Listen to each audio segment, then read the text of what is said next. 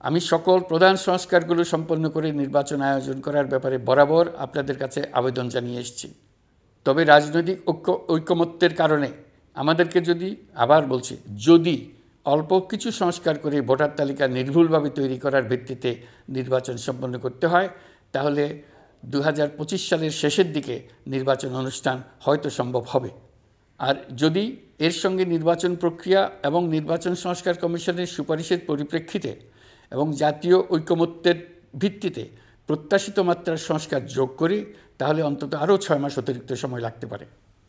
মোটা দাগে বলা যায় 2025 সালের শেষ দিক থেকে 2026 সালের প্রথমার্ধের মধ্যে নির্বাচনের সময় নির্ধারণ করা যায়।